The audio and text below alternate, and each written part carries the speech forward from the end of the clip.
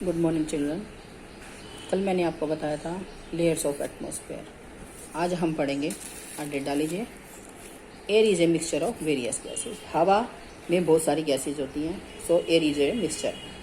Air is a mixture of many gases like nitrogen, oxygen, carbon dioxide, argon, hydrogen, ozone etcetera. ये सारी gases होती हैं। It has about 78% nitrogen. अब इनका composition दे रखा है। हवा में नाइट्रोजन 78%, ऑक्सीजन 21%, जो बाकी रिमेनिंग गैसेज हैं वो 1%। उनमें carbon dioxide, water vapour, argon, helium, dust particles आते हैं। Whose proportion may vary according to the weather and environmental condition. जिनकी कंपोजिशन फिक्स नहीं है वो वातावरण की कंडीशन पे और वेदर के उस पर चेंज होती रहती है। बता नहीं सकते कि उनकी फिक्स कंपोजिशन कितनी है। जैसे मौसम यदि डस्टी है, आंधी चल रही है, तो उसमें डस्ट पार्टिकल ज़्यादा हो जाएंगे। इसी तरह से उनकी जो कंपोजिशन है वो वेरिएबल है।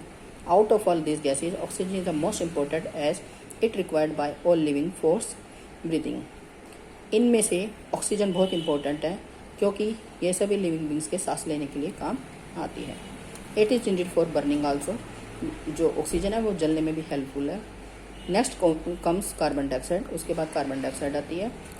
Though there is only 0.03% of carbon dioxide in the air. यद्यपि वातावरण में ऑक्सीजन की जो कंपोजिशन है, ऑक्सीजन की जो परसेंटेज है वो 0.03% है। It is a gas that helps plant to make food by the process of photosynthesis. ये गैस जो है पौधों द्वारा यूज़ किया जाता है खाना बनाने के लिए फोटोसिंथेसिस प्रक्रिया में। अब जैसे जानते हैं कि जो प्लांट्स होते हैं वो एनवायरनमेंट से कार्बन डाइऑक्साइड लेते हैं और खाना बनाने के लिए कार्बन डाइऑक्साइड यूज़ करते हैं, और जब वो खाना बनाते हैं, फोटोसिंथेसिस प्रोसेस करते हैं, तो ऑक्सीजन गैस छोड़ते हैं। Living things can not directly use the nitrogen in the air. जो लिविंग थिंग्स हैं वो वातावरण में 78% नाइट्रोजन है, लेकिन लिविंग बींग्स हैं उसको डायरेक्ट यूज़ नहीं कर सकते। Plants observe nitrogen from certain bacteria in the soil. Plants इस नाइट्रोजन को ऑब्जर्व कर लेते हैं।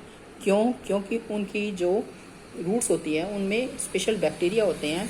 And when animals and human eat plants और plant eating animals they get that nitrogen.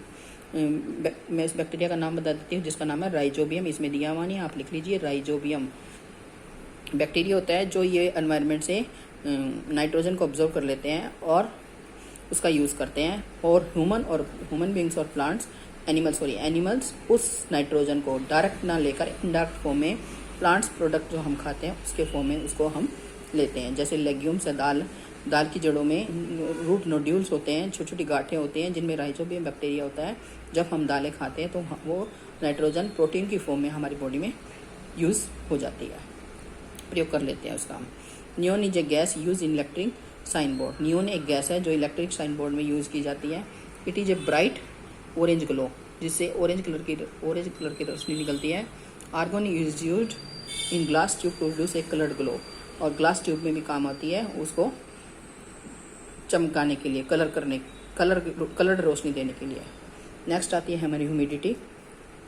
There is always some water vapour present in there. हवा में कुछ water vapour भी होते हैं, वाष्प पार्टिकल्स भी, वाष्प कण भी होते हैं।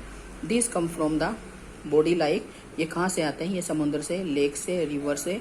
जब पानी भाप बनकर उड़ता है तो ये जो वाटर वेपर होते हैं ये वेदर को चेंज में हेल्प करते हैं। वेदर का चेंज होने में इनका ये रेस्पॉन्सिबल होता है, इनके कारण ही वेदर चेंज होता है। It can bring about rain, fog, snow and rain. इनके कारण ही बरसात होती है, बादल छाते हैं। फोग, जो सर्दियों के दिनों में फोग हो जाती है वो होती है, स्नो फॉलिंग होती है और ओले पड़ते हैं। On some days we feel sticky and our sweat is not able to dry. On some days, कुछ ऐसे दिन आते हैं जब हम अपने आप को चिपचिपा महसूस करते हैं और हमारे बहुत पसीने आते हैं, लेकिन वो सूखते नहीं हैं। On such day there is a water vapour in the air. ऐसे में वाष्प कण की मात्रा हवा में ज़्यादा होती है। Which prevent our sweat from evaporation.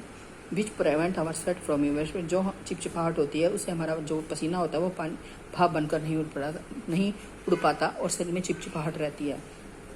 We से the day is humid is high.